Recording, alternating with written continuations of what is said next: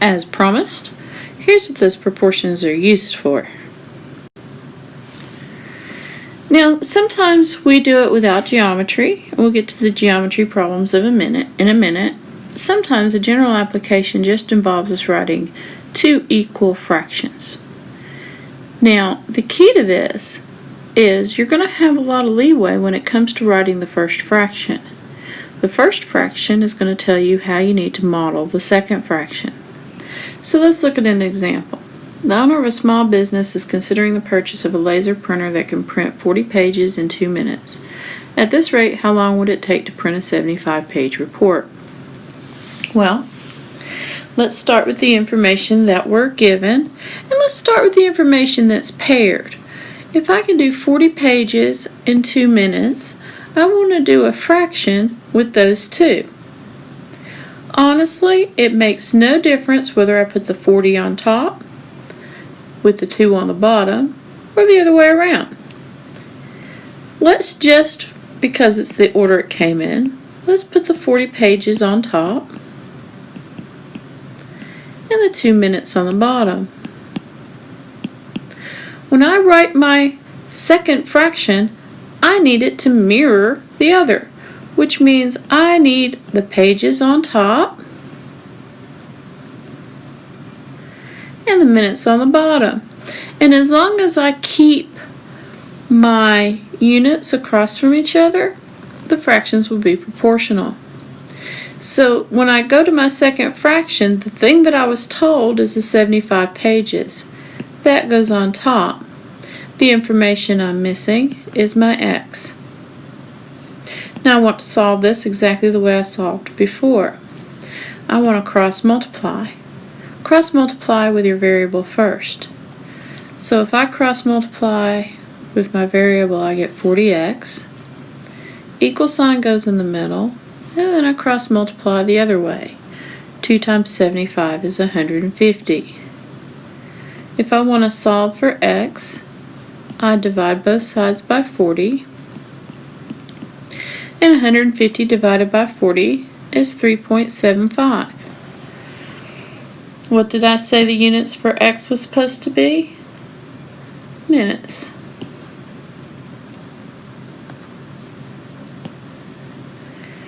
Let's try again. I have 1.5 pounds of honey requires 10,000 trips by bees to flowers to gather nectar. That's why they call them busy bees. How many pounds of honey would be produced by 70,000 trips? I know you could probably figure this out just playing around on a calculator, but we need to practice our proportions. So if I start with the 1.5 pounds and I put that on top, and then I put my 10,000 trips on the bottom. When I do my second fraction, pounds would be on top and the number of trips would be on the bottom. Which am I told? I'm told the number of trips, which means I'm solving for the pounds. To solve, I want to cross multiply with my x first. So that's 10,000 x's would equal 1.5 times 70,000 is 105,000. To get x by itself, I want to divide by 10,000. And x would equal 10.5. 10.5, look back over here, that's pounds of honey. Similar triangles is another application, and now we're getting into the geometry. A similar triangle is a triangle that has the same exact shape, but it has different measurements. So think about blowing up a picture or shrinking a picture without distorting it. So all the angles are the same, it's just the sides measure differently. To work with the similar triangle type problems, we say corresponding sides are proportional. Corresponding sides are the ones that are in a similar place. So 30 would correspond to the 20. the value for x would correspond to the 34. You want to make a fraction out of the sides that come from one triangle. So if I look at the first triangle, I have 30 and I have x. I need to make a fraction, and it really doesn't matter which order I put them in. If I put the 30 on top and the x on the bottom, then when I look at my second triangle, since the 30 corresponds to the 20 needs to be across from the 30. The x corresponds to the 34, so in the proportions, the x needs to be straight across from the 34. To solve this, I want to cross multiply with my x first. Put your equal sign down and do the reverse. And do the reverse. Divide by 20 to get x by itself. And I get 51, and that would be in meters. Now, because I have the room here and kind of to illustrate my point, what if I had started out with the x on top and I put the 30 on the bottom? Well, the x corresponds to the 34, so they need to be straight across from each other. The 30 corresponds to the side that measures 20, so those need to be straight across from each other.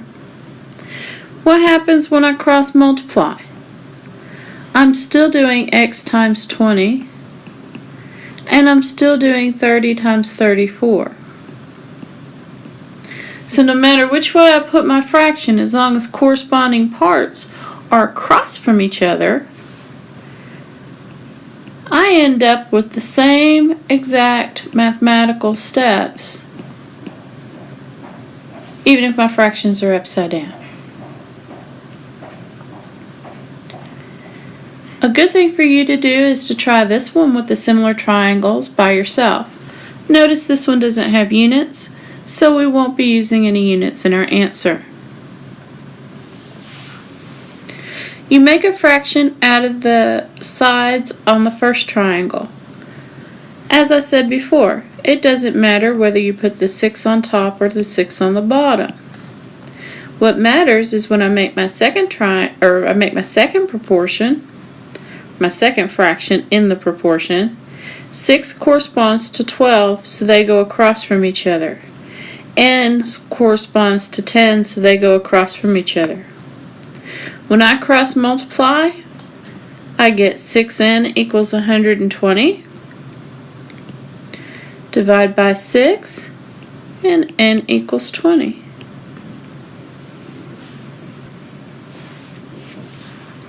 Now here's another application. This one has a flagpole and a building, and we have shadows on the ground.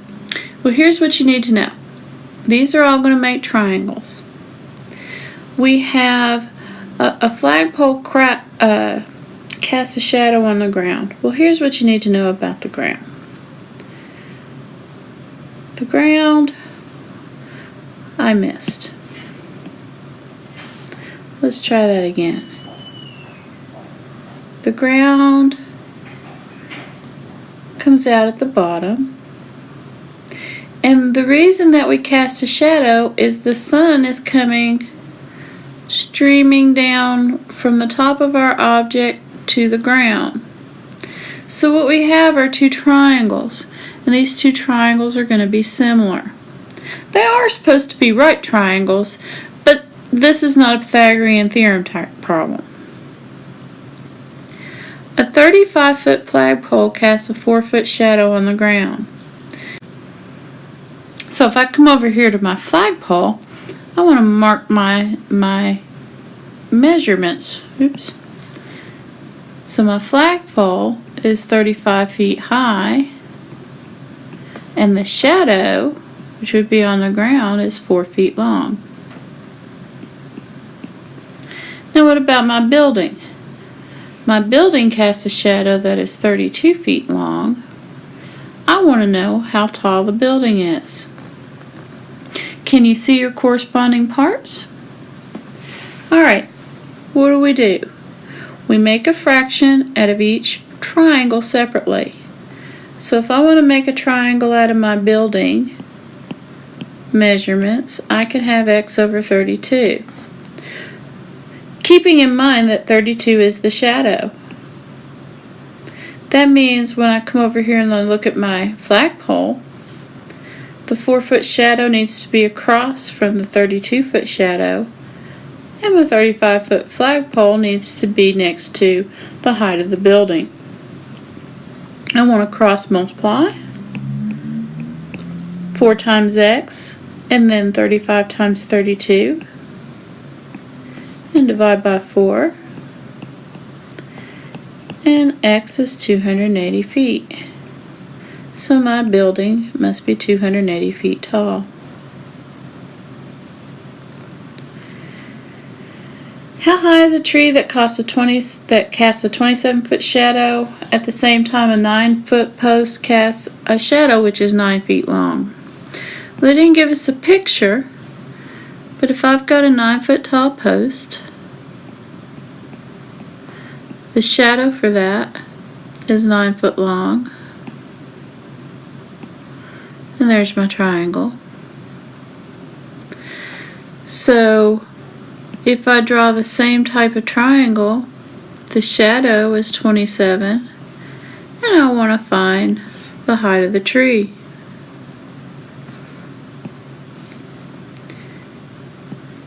X over 27 can be my tree fraction, and then 9 over 9 is going to be my post fraction. Well, I don't know that this one actually takes any work. It should be fairly obvious.